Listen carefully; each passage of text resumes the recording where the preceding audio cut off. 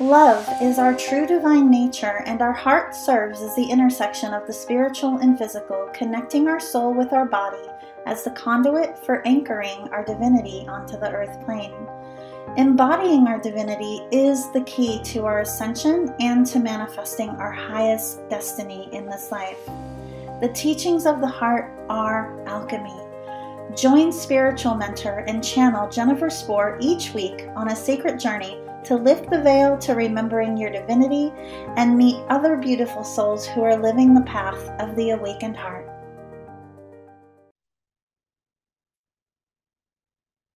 Hello, everyone. I'm really happy and excited to welcome as a guest to the show today, Kimberly Mcgeorge. Dr. Kimberly has an extraordinary ability to time weave your timelines into the optimal and highest ones just by speaking to you. She radically alters your reality by the frequency she holds and her presence of being. She is also an internationally known consultant and inventor of medical technology, including technology that is frequency-based. And with her own process, she is able to imbue frequencies into anything, including images. Wow, welcome. I can't wait to dive in. Oh, thank you so much.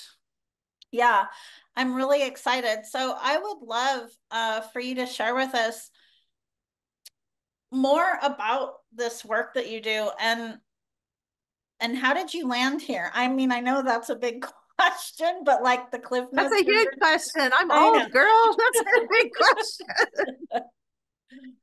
I'll try to do the Cliff Notes life story. So, born with abilities, born into a religious home. My dad's a pastor, military religious home, double trouble.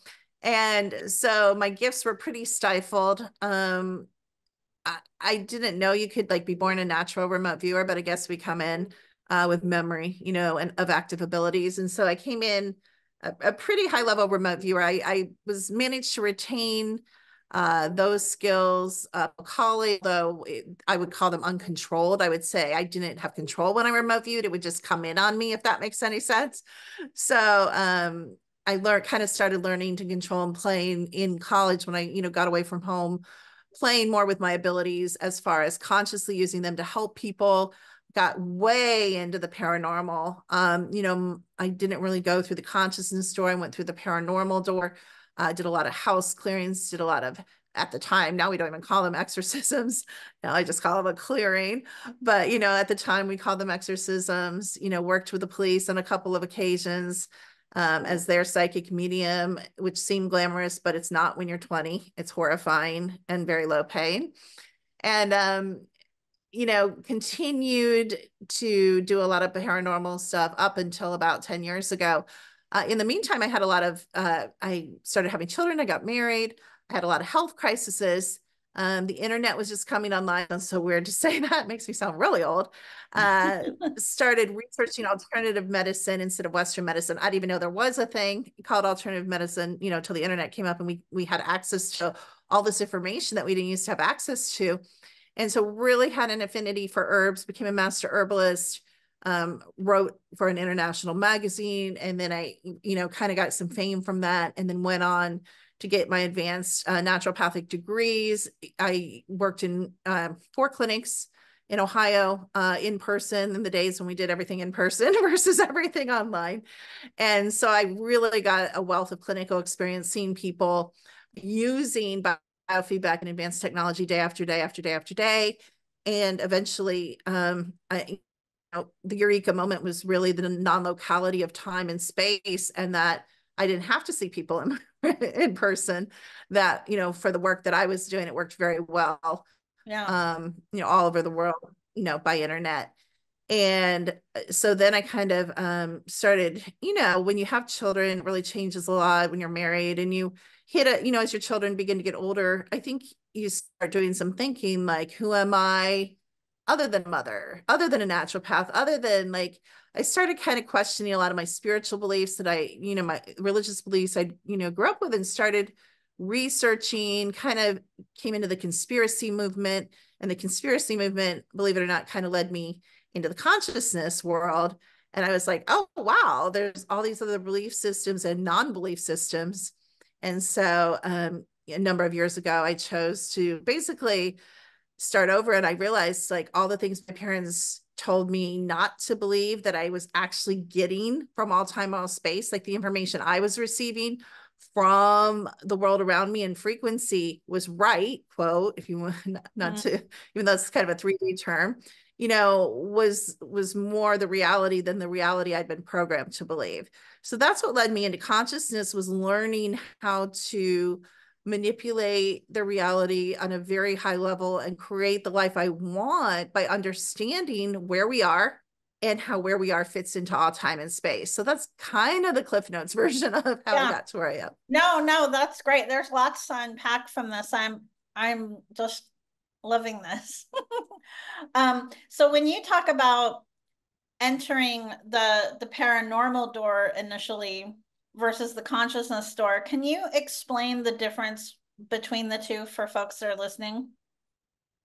Yeah, so back in the day, you guys, like ghosts were not really acceptable. Like if you saw human discarnates and spirits and could see them and talk to them, uh, or if you could feel dark energy, or light energy for that matter, it just wasn't a real thing.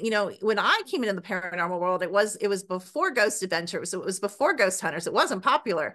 But as I was in this world, Ghost Adventures and Ghost Hunters became very popular. And so to me, that was where you use your gifts. If you have abilities, if you have weird abilities, you use them in the, this is all I knew, you guys, the paranormal world. You clear houses, you go to paranormal conventions, you go to haunted houses, you work as a psychic medium for a paranormal team. I didn't understand that you don't have, this sounds dumb, I'm sorry, but I didn't know that you could drop all that like heavy, icky, dark stuff. I didn't know there was another side. I didn't know there was any other choice to use my gifts. I didn't know that you don't have, I do a lot of those things, by the way, and I clear people too, but you don't have to go to paranormal conventions. You don't have to go to haunted houses where people were murdered. That's not the only place you can use your gifts. I found out I was a healer and I could help people, and that had nothing to do with whether they were possessed or having a haunted house. Like, I guess I got out of the paranormal movement to a huge extent because I found it very troubling and very dark, and I wasn't as good at separating myself. And honestly, if I have a choice, I really don't want to go to any location ever now that had somebody ever murdered or ever haunted, because if you guys have ever been to something like that, it's not uplifting, it's not high frequency, it's not light, it's not expansive. And that's just where I decided I didn't know where to play. But when I was first starting out, really, that's the only place for people like me to play. And so just gradually through the internet and through telesummits, and I'm like, what is an activation? Like, what does that mean?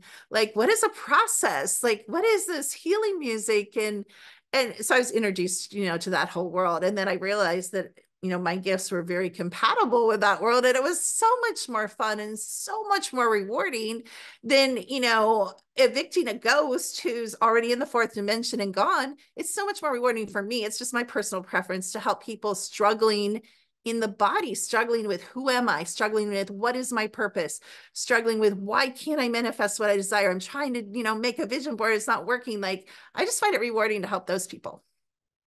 Yeah, yeah. I mean, do you find as your frequency has continued to rise, as your consciousness has continued to rise, do you find less of an awareness or, like a day-to-day conscious awareness of lower frequencies? I do. I guess it's less of a fixation, it's less of a focus. So if something comes in my house that's negative or I encounter a negative energy, I think it's less of a focus. I think the awareness is there for sure, and I think that's a good awareness to have. But it was very consuming. Everything was heavy. Everything was dark. Every client was, coming for that heavy, dark work. Um, and it's funny you say that, because actually, as my frequency rises, even as I hear myself say those words, there's this repelling in me, because I realize that the polarity game, the chessboard, is such a 3D concept. And it's hard for me to say, I still do it. I have a lot of patterns. I still say right and wrong. I still say black and white. I still dense and dark. But it's funny. I was just talking to one of my friends, and everybody's like light workers, light workers, light workers. And I'm like, I'm going to start a new term. I'm going to start void workers, because light work is low frequency, because you're only in half the equation. You're not in the all. You're just focusing on a tiny spectrum of all time, all space. And in the upper dimensions, there's no polarity. So light worker is really a lower polarity term. In the 700th dimension at light, color, and sound, nobody's saying light workers because it's all light, color, and sound anyway. So there's no need to say it. But it's just not a term. It's just such a dense term. And I'm like, it's such a misnomer to me of the reality of really what we are. And when I read, I don't know about you because I don't know everything you do, but when I look at people's past lives, I'm like, it's been so freeing to expand my abilities and be able to look at people's past lives and look at people's souls. And I have the ability to merge with people. And I'm like, we're all everything. Like, even if you don't Oh, know yeah. you're everything, you're Yeah. everything. Everybody's everything that has a soul, Yeah. Well, the ego mind has to have like a label to put on everything, right? So That's whether it. it's That's light it. That's it. worker or whatever it is, That's it. Right. Good. that's really what Good that point. is.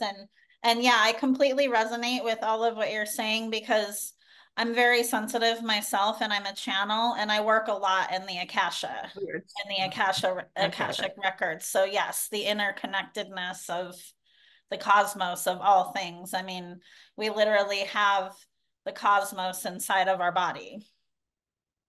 So yeah. Yeah, I love that. And it's funny because people be like, I'm the same soul family as you. And I'm like, yeah, but that's, again, really drilled down, because what I'm seeing in people, I don't know if it's recent, I don't know if everybody's walked in like this, but we're seeing these huge soul collectives embodied where people are like 30 races. And I'm like, yeah, but I'm also like, this person is say, it's just crazy. Like, we're so much more interconnected than we think, like on Mm-hmm. all levels, Mm-hmm. galactic, you know, Well, day to yeah. day, the whole I, thing. yes. Oh my gosh, yes. I find it very interesting when you talk about, when you said galactic, I think, oh, star seeds. And I see so much I mean, because we're all so much more than the human body and the current human experience we're having, right? Yeah. And I actually see quite a Yeah. few posts and articles and things online about like how to know if you're a star seed or, like, are you a star seed or are you not a star seed? It's like, to me, that's an ego Are based you breathing? concept as well. Um, because we literally come from the stars. Totally agree. That, yeah. It's so funny. I used to wonder, I'm like, oh, I want to be a star seed. And then I'm like, Some aspect duh, of you like is, everyone, yes. it's like everyone is. I mean, if you're breathing and you're eternal, you are. Who is not? There's no human. There is no, I mean, there's the Adamic human avatar, but as us in the insides, there's no human. There's no human. It's Right. all Yeah. star seeds. Yeah, exactly. We're And all, and everybody's like, oh, go ahead.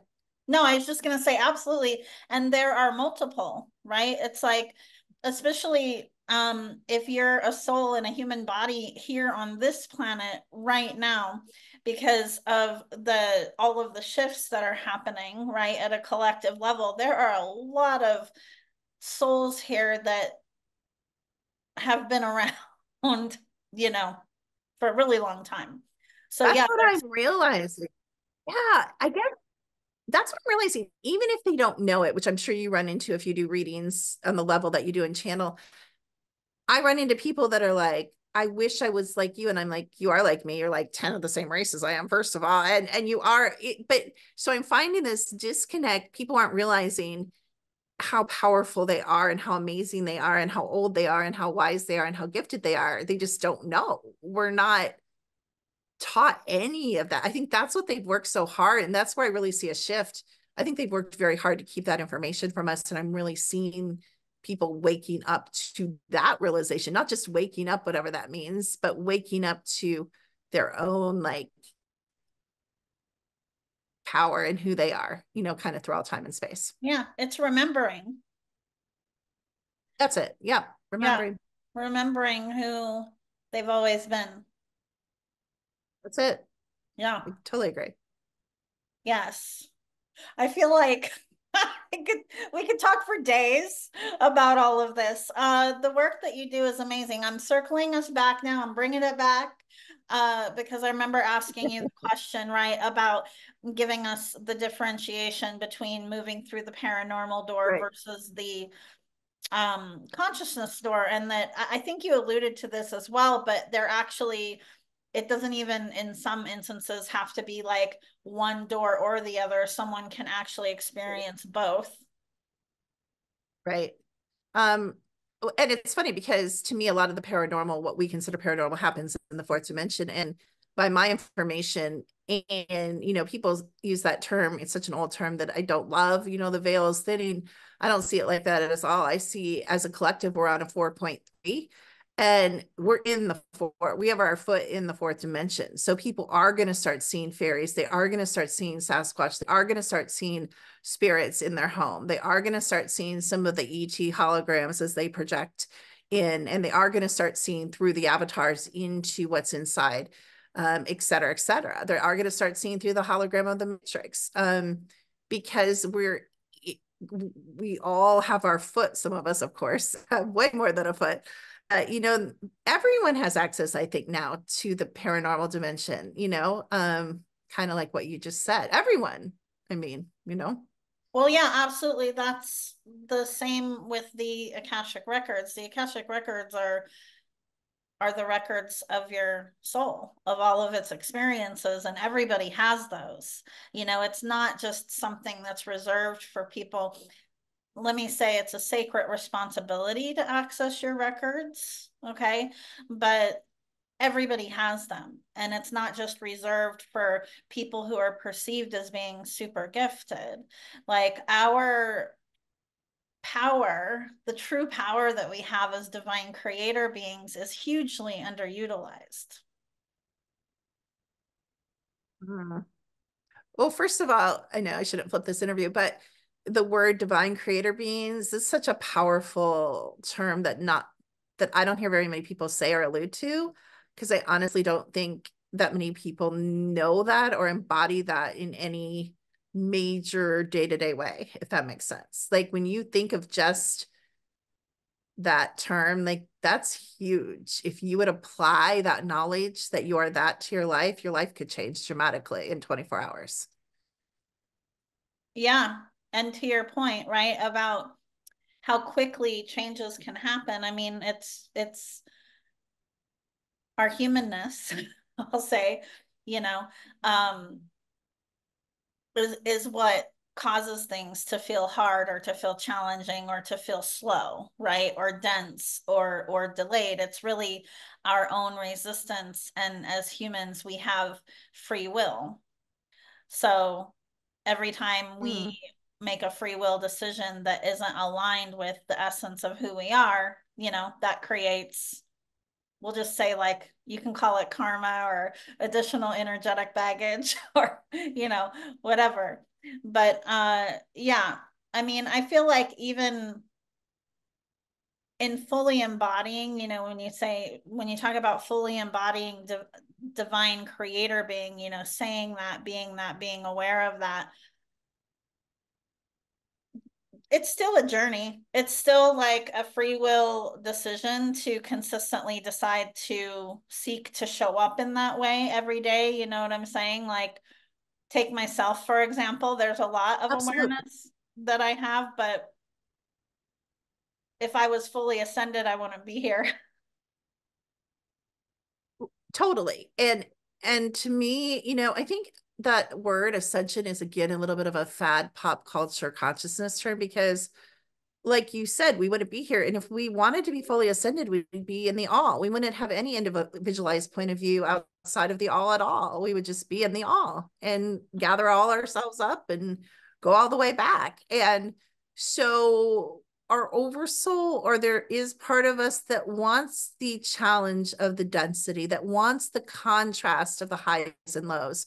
Yeah. That we want the ride, and life is a ride. Even no matter your knowledge base, no matter your gifts, it's still a ride. I mean, we get thrown stuff every day. At least I do, that I didn't see coming, and we choose how to react and respond to that. And one of my daughters and my favorite sayings is, everything matters, nothing matters, because we have so many other points of attention right now, and we're living in so many other realms and realities and places, and there is no time. So you're living all your past lives and all your future lives and right now all at once, Mm-hmm. and so one life is a blink of an eye. So it doesn't matter. But if you want it to matter, if you want to grow, if you want to expand, if, like, as you said, if you want to remember who you are, then it does matter. And you can choose, as you said, with free will, to live it with deliberation and consciousness, if that's what you choose.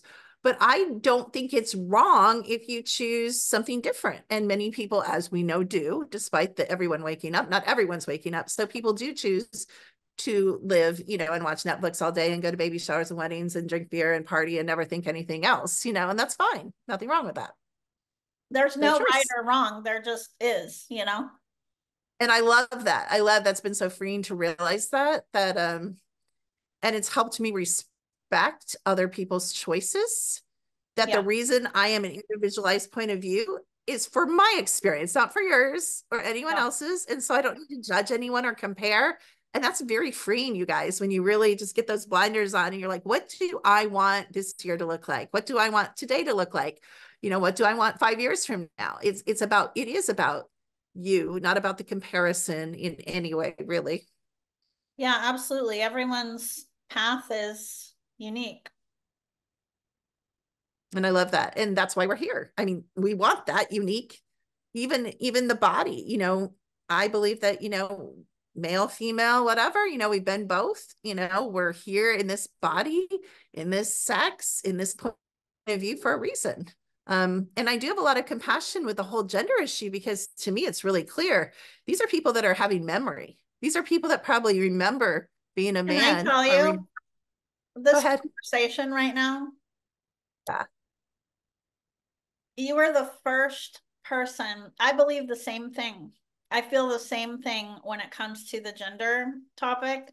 You're the first person that I've heard share the same perspective on that. I Yeah, I've really never do heard anyone believe that.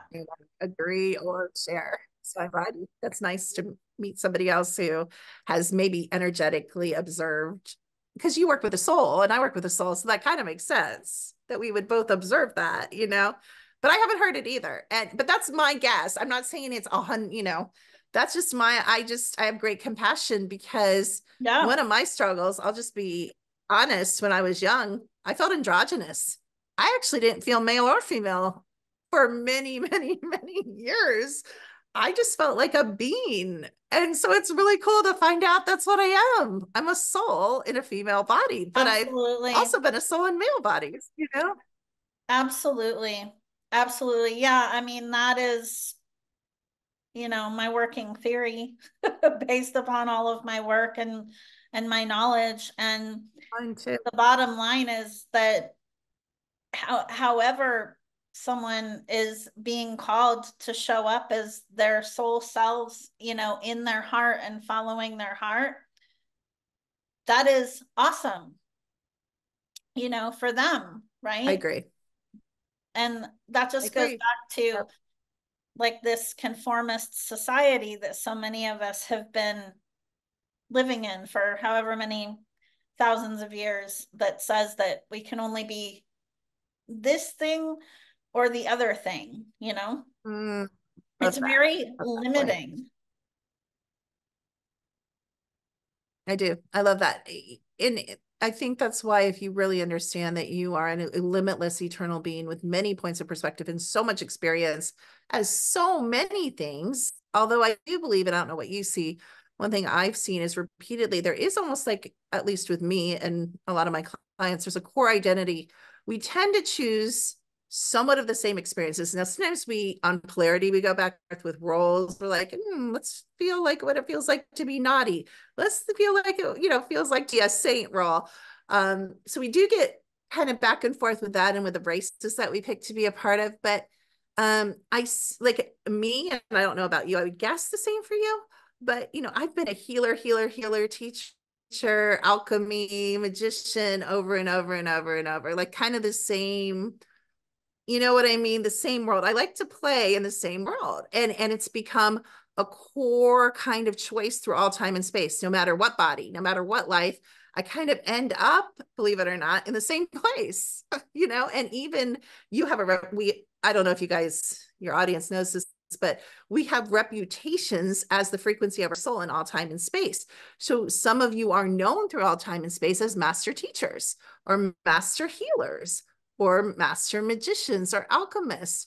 And so that even tells you more that we think we just develop these skills over a lifetime or over, our earth lives. But some of you have developed your core gifts over like trillions of races and worlds. And it's amazing when you really start to understand who you are. It's pretty cool and pretty exciting. It is. Yeah, there are so many aspects of us. But Mm-hmm. yeah, what you said, Absolutely. I've noticed that as well. There does seem to be a theme.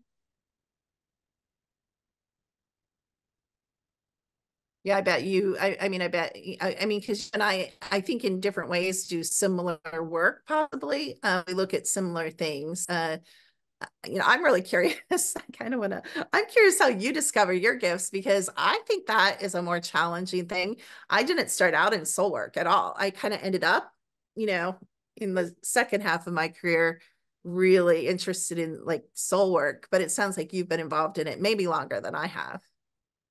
I mean, yeah, I'm just gonna go with it.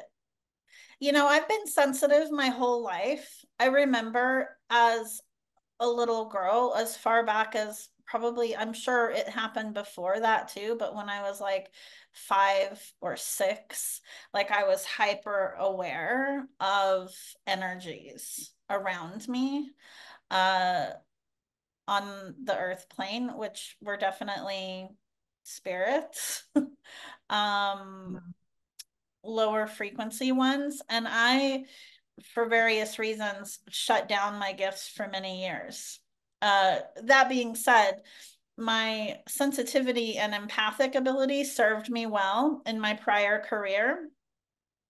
I had a corporate career and I worked in retail for a really long Oh, time and went through a process of awakening, a tremendous stage of awakening, like a lot of people do, and ended up eventually figuring out that I needed to dedicate my life full time to helping other people remember the truth of who they are, basically. So I always had love gifts, it. right? It's just like they were just shut down for a long time. That's really cool. Yeah, I love that. I mean, and that's kind of where I've ended up too, is ultimately, no matter what gift I mean, it's really about the client and helping them remember who they are, because that's what's going to serve them best, I think, in life going forward, really is empowering them to remember who they are. Yeah. Yeah, absolutely.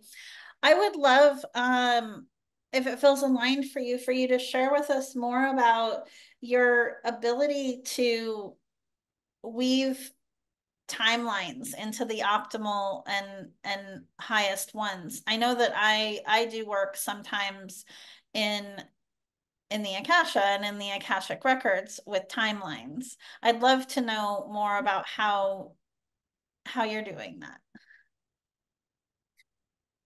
Yeah, that was a little bit of a stumble into things I'm just really good at seeing timelines. So I'm really good at people are like, who are my soulmates or do I have soulmates or that's a big thing. And it's just so weird. I just open up their timelines and I literally just look at, and of course timelines have different areas, career and family and all sorts of Yeah. things. It's not like a flat line. You guys can't like see this linear. I don't see it linear. I see it in like a sacred geometry, multidimensional way. And I kind of have to, you probably know, I have to move it around to look at what I need to look at. But it's just so cool. I realized, when I would look at people's timelines, like if I moved it around, I could see different things, and I could see, I call it the timeline that you're on right now. Now, you and I know by the butterfly effect, based on what we drink, eat, do, choose, they can shift. But I also can see the overall frequency. So I can see the leeway. Like if you generally keep on the same path you're in, making the general same type of decisions, then I see certain people, certain jobs. And I didn't even know this, but I was working with a friend of mine who I consider, there's just some people I think are just really high level and super adept at their gifts. And I was talking to her, and she's like, you do know that you alter my timeline every time you talk to me. I'm like, why? We're not even working on timelines. And she said, it's what you've done. She said, it's called in some cultures like a timeline weaver. And I'm like, what are you talking about? I'm like, I'm not doing anything. She said, you are that. You don't have to do anything. And I think you understand what I'm saying. So it's a certain frequency, it's a certain, and I have done this in when I was like a witch, and when I was an alchemist, and I've done it in other places and other ways. And it's so funny because I was watching a Amazon Prime thing, and I forget what it's called, but I didn't know it was a thing, but I guess it was a thing. Like a lot of witches work with timelines, which I didn't even know. And so it just kind of all came together in the same thing, and it kind of became a real core identity of who I was that I didn't even know. It was like a awakening of a memory, like you would say, or it being drawn to your attention that I hold that frequency. So I don't generally mess with timelines, but my desire when I meet with a client, as I imagine yours, is for their highest and best own oversoul plan coming in good. And so hopefully the oversoul and I work together to kind of get you back on the right path, or at least to where, going forward, you can make better or good decisions, because it does take action, which I don't think a lot of us sometimes understand. We all want the magic pill. And it does take action to, we're fire creation. Fire is a very active, moving, it burns and it clears and it purifies. So it does take action to create. Creation is not passive in any way. And so I think, encouraging them to take that action toward what you want. And yes, can you draw things to you? Absolutely. But I just think a lot of that is having a frequency that incorporates all possibilities. And sometimes that takes work. Sometimes that takes looking at the darkness and the shadows. Sometimes that takes purification. Sometimes that means diet change or sleep habit change, or adding something in or taking something out, or going no contact in your toxic handler relationships. A million things, as you said before, Yeah, absolutely. Wow, I am loving our conversation. In closing, I'd love to know, is there anything else that you're feeling guided to bring forward? I just think you brought it up, actually. I think any time spent remembering who you are or setting yourself up for embodying that knowledge, whether it's meeting with someone, like you or I, whether it's making time. One of the things we find when we run our quantum technology is the soul's requesting 4, 5, 6, 7 hours, which is impossible for most people, time alone. The oversoul wants you to connect directly. It actually doesn't want you to use me or you. It actually does want you to feel confident enough to connect directly to all the information and all the knowledge and all the memory. Of course, we're not all there. And I'm glad there's people like you and I there for us. But, time in nature is the second request. We find the soul requesting 10 hours a week in nature. I live in the woods and I don't do that, believe it or not, because sitting in your house in nature is not the same as sitting in nature. So we think we have to spend all this money and chase all this stuff, but really, to me, remembering is about clearing all the voices and all the clutter and just sitting. And if you can, it took me a long time to have a silent mind, but if you can get to a silent mind, that's even better, because then you can start to recognize you and not you. And there's a lot of mind control, and there's a lot of frequency warfare, and there's a lot of MK Ultra, and there's a lot of your timeline enemies and ET races that are implanting thoughts, and not just thoughts, emotional states. We think they only implant thoughts. So if someone says jump off your bridge, you're like, I see you. I know that's not me. I know that's a. I was driving through beautiful Colorado one time, looking at some land and really happy and bebopping along. And all of a sudden I hear this thought. It's like, kill yourself. I'm like, oh, I know that one. But then they gave me the feeling state. Feeling states are harder than thoughts, you guys. So then I felt like killing myself. So I called my daughter and I'm like, they're doing some weird suicide program on me. And we got it out of my field really quick. But they, not just suicide feeling states, like they can literally give you on motivation. They can give you, all sort. We're in this high tech world, and we kind of have to understand where we are. But the beautiful thing is, you guys again are what? You are the all. You are limitless, and anything they throw at you, we can come against. We are more powerful than all the days, all the tech, all the 5G, all the things they put in our bodies. And so it's recognizing that. But I think to get to that point, I don't know what you found in your practice, but there's a reason I live alone right now in the woods, away from civilization ish, because I need that time. I still need that time. I still need to be connected. I still need to sit. I still need that. I mean, we have to listen to receive information. And I think sometimes what differentiates, awake, beautiful, as we said, starseed beings from those of us like you and I, through whatever circumstances in our life, have been forced to listen. I mean, I've been brought to my knees so low that I wouldn't wish on my worst enemy. But Oh yeah. it, Oh yeah. I have you to. know, took me out for a year. I was Mhm. forced to listen, and it changed my whole world, for the better. So, yeah, that's all I'd like to say is that whatever it takes, I don't think there's any amount of time or money or decisions that if you are doing something to embody remembering and incorporate that into the action that's life-changing, I don't think it's a waste of time or money, whether it's seeing a skillful practitioner or, carving out that time no matter what for yourself each week. I think it's all important. It doesn't have to cost money, but if you need help, I'm finding more and more people like you and I that I think operate on a very high level that are extremely connected with timely information. Yeah. No, I agree absolutely. I mean, we are, the human, I mean, at a soul level and human, right? We've talked about how everything is interconnected, how we're all connected, right, together. And it's natural that in some seasons on our journey that we would feel like we want to have support, whether that's in the capacity of a friendship or a mentor or a healer or, whatever that is.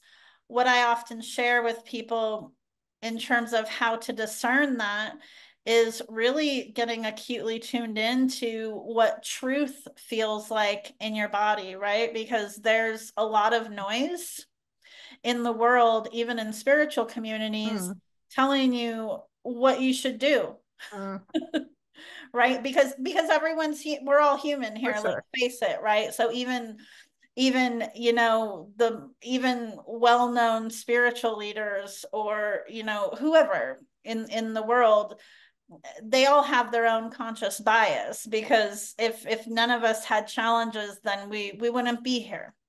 So it's really important, I Yeah, believe, to know what that truth feels like, to be anchored in it, and yes, absolutely, to be open to receive that support. yeah, totally agree.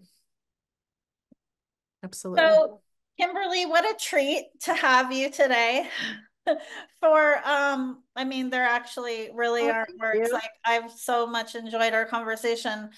For those who are feeling guided to connect with you at a deeper level, where should they go to find you? What would be the top place? It would be secret to everything spelled out to.com. And there's a contact form on my website if you can't find what you need there or you have questions. So feel free to reach out.